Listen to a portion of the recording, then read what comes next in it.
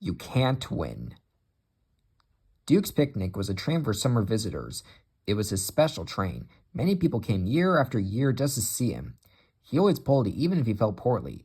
I mustn't disappoint my friends, he would say. That would never suit his grace. The morning run gave no trouble. He took his passengers up the line and stopped anywhere they wanted. He and his driver knew all the best places for picnics. Beep, beep, beep, he whistled as he waved goodbye. Please don't be late when I come back. We might miss the boat, and that would never do. One day, Duke felt poorly at the end of his first picnic journey. He had been short of steam and was glad of a rest before starting back.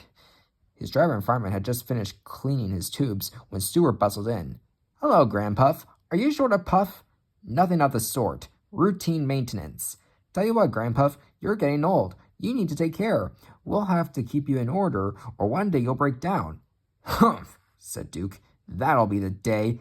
You keep me in order. Impudence! He puffed away, hooshing crossly from his draincocks. Duke couldn't stay cross for long. It was a lovely evening. All the picnic parties were ready. The coaches ran well, and they lost no time anywhere.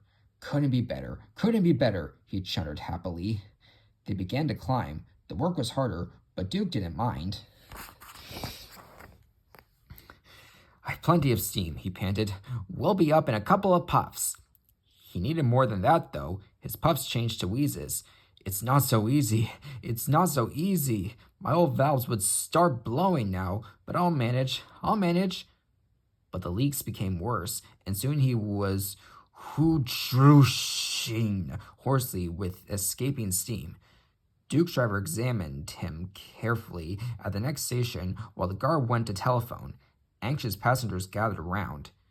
2 engines are coming, the guard reported. With luck, we'll be away in 15 minutes. You'll easily catch your boat. Falcon buffered up in front. Poor old Grandpuff, he hooshed importantly. What a shame you've broken down. Peep, peep, peep, peep. This is the day, whistled Stewart cheekily.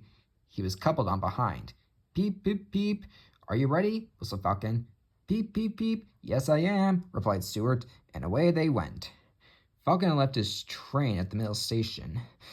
Arrived there, the cavalcade split up. Falcon went down to the port with Duke's Picnic, while Stewart headed Falcon's train with Duke coupled behind. Stewart was excited. Fancy me rescuing Grandpuff. This is the day, he chortled gleefully. Poor Grandpuff, he thought. He's much too old. We'll have to keep him in order now.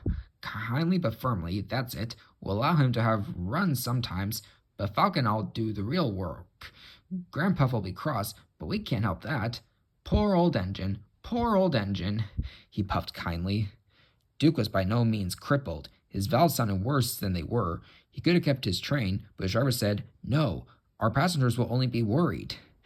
Duke agreed. He didn't want to spoil their day. He listened to Stewart chortling and smiled.